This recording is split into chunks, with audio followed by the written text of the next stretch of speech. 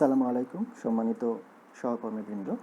জবিপ্রবির learning management system তৈরি এবং তার জন্য যে আমরা প্রশিক্ষণ শেয়ার করেছি সবার সাথে, সেখানে অনেক সম্মানিত শিক্ষক আমাদেরকে বলেছেন এটিকে আমরা মোবাইল ফোনে অ্যাপের সাহায্যে চালাতে পারবো কিনা। জবিপ্রবির নিজস্ব লার্নিং ম্যানেজমেন্ট সিস্টেমের কোনো অ্যাপ তৈরি করা হয়নি এবং খুব সম্ভবত প্রয়োজনও নেই। মুডলের যে নিজস্ব অ্যাপ রয়েছে সেটা ব্যবহার করেই আমরা জাস্টের এলএমএসকে খুব সহজেই ব্যবহার করতে পারবো। এই ছোট ভিডিওতে আমরা দেখব কিভাবে মুডলের অ্যাপ ব্যবহার করে জাস্টের লার্নিং ম্যানেজমেন্ট সিস্টেমে লগ ইন করা যায় এবং কিভাবে ব্যবহার করা যায়। এই জন্য প্রথমে যেটি করতে হবে, অন্য যে কোনো অ্যাপ ডাউনলোড বা ইনস্টল করার মতো আমরা প্রথমে প্লে স্টোরে যাব। প্লে স্টোরে গিয়ে আমরা মুডল লিখে সার্চ দেব এবং দেখবেন যে মুডলের সিম্বলটি আছে, সেই সিম্বল সহ যে অ্যাপটি সেটা আমরা ডাউনলোড করব এবং ইনস্টল করব। আমার এই ডিভাইসে আগে থেকেই ইনস্টল করা আছে বিধায় আমি এটাকে ওপেন করছি। প্রথমবার ওপেন করার সময় বা প্রথমবার ব্যবহার করার সময় মুডল জানতে চাইবে আপনি একজন শিক্ষার্থী হিসাবে এটি ব্যবহার করবেন অ্যাজ এ লার্নার, নাকি একজন এডুকেটর অর্থাৎ একজন শিক্ষক হিসেবে ব্যবহার করবেন। আমরা যেহেতু এখানে শিক্ষক হিসাবে ব্যবহার করব, আমরা দেখি আই অ্যাম অ্যান এডুকেটর দিলে কি হয়। এরপরে আপনাকে জিজ্ঞেস করবে, যেহেতু আপনি একজন এডুকেটর হিসাবে জয়েন করছেন বা লগ ইন করতে চেষ্টা করছেন, জানতে চাইবে আপনার কোনো নিজস্ব সাইট আগে থেকেই আছে কি না, I already have a Moodle site, নাকি আপনি নতুন কোনো মুডল সাইট ইনস্টল করতে চান। যেহেতু আমাদের আগে থেকেই করা আছে I already have a Moodle site, আমরা সেখানে গেলাম। এখন ইয়োর সাইট অর্থাৎ এখানে আমরা আমাদের যে নিজস্ব সাইট অর্থাৎ এখানে LMS JUST.edu.bd সেটা আমরা এখানে লিখব।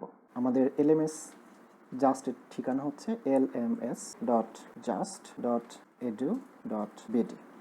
এখন আমরা এই সাইটটাকে কানেক্ট করব এবং পরবর্তী সময় আপনাকে আর নতুন করে কানেক্ট করতে হবে না। সরাসরি আপনি মুডল অ্যাপ ওপেন করলেই আপনাকে সরাসরি আপনার যে ড্যাশবোর্ড সেখানে নিয়ে যাবে।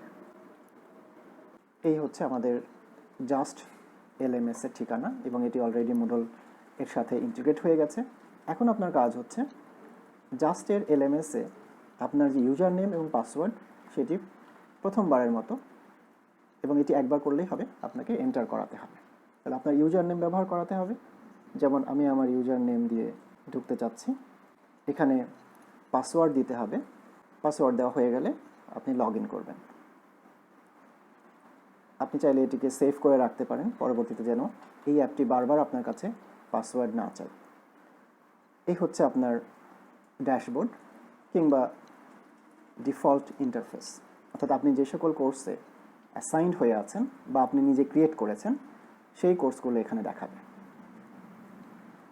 এখানে অনেকগুলো বাটন আছে যেগুলো আপনি খুব সহজেই ব্যবহার করতে পারেন, যেমন এটি হচ্ছে হোম বাটন অর্থাৎ ড্যাশবোর্ডের বাটন, মূল যে ইন্টারফেস সেটি দেখার জন্য। এরপরে একটি আছে ক্যালেন্ডার, আপনার যদি কোনো অ্যাসাইনমেন্ট দেওয়া থাকে আগে থেকে কিংবা কোনো কাজ ডিউ থাকে বা শিডিউল থাকে সেটি আপনি এখান থেকে দেখে নিতে পারবেন। এরপরে একটি আছে মেসেজ, তারপরে আছে নোটিফিকেশান বেল এবং তারপর আরেকটি সেটিংস বাটন আছে বা অপশনস বাটন আছে, যেখান থেকে আপনি বিভিন্ন অপশনস ইউজ করতে পারবেন। ধরা যাক আপনি এখান থেকে সরাসরি ওয়েবসাইটে গিয়ে এই মুডলটাই এই লগ ইন দিয়ে ব্যবহার করবেন, তাহলে আপনি এখান থেকে সরাসরি ওয়েবসাইটে চলে যেতে পারবেন। তা আমরা চলে যাই হোমে যাওয়ার পরে এখানে যে কোর্সগুলো আছে সেই কোর্সগুলোতে আপনি কোনটাই এন্টার করতে চান বা অ্যাক্টিভিটি করতে চান। ধরা যাক আমি বাংলাদেশ স্টাডিজ নামে যে কোর্স আছে সেই কোর্সে আমি কোনো অ্যাক্টিভিটি করব। এই হচ্ছে আমি আমার কোর্সে ঢুকে পড়লাম, বাংলাদেশ স্টাডিজ কোর্সে, এবং এখানে কন্টেন্টস দেখাচ্ছে, অর্থাৎ এখানে প্রথমে কন্টেন্টের যে মূল ফাইল সেটা দেখাচ্ছে এবং তারপরে এর আন্ডারে কোনো কন্টেন্ট নেই জন্য এখানে দেখাচ্ছে no content available at the time. এর পাশাপাশি কন্টেন্টের পাশাপাশি পার্টিসিপেন্টস বলে একটা ব্লক আছে, অর্থাৎ এই কোর্সে এনরোলড স্টুডেন্টস বা পার্টিসিপেন্টস কারা সেটি আপনি এখান থেকে দেখে নিতে পারবেন। এগুলো ছাড়াও আরও কতগুলো অপশনস রয়েছে, যেগুলো এই মুহূর্তে আমাদের দরকার হবে না। আমরা কন্টেন্টসে চলে যাই। আমরা প্রথম যে কন্টেন্টস সেখানে ঢুকি এবং এখানে সবগুলো সেকশন, অর্থাৎ আপনার কোর্সের সবগুলো সেকশন আপনি দেখতে পারবেন। এই সেকশন থেকে আপনি কোনটায় যেতে চান? ধরা যাক আমরা জেনারেলে যেতে চাই। এই জেনারেল সেকশনের আন্ডারে আমি অলরেডি অনেকগুলো অ্যাক্টিভিটি কিংবা রিসোর্স অ্যাড করেছিলাম। যেমন এখানে একটি সিলেবাস আগে থেকে দেওয়া আছে। ঠিক ওয়েবসাইট দিয়ে ব্রাউজ করার মতোই এখানে আপনি সবগুলো ফাইল অ্যাক্সেস করতে পারবেন। এবং এখানে দেখতে পাচ্ছেন যে ক্লাস 1 নামে একটি বিগ ব্লু বাটন ক্লাস আমি আগে থেকে শিডিউল করে রেখেছিলাম।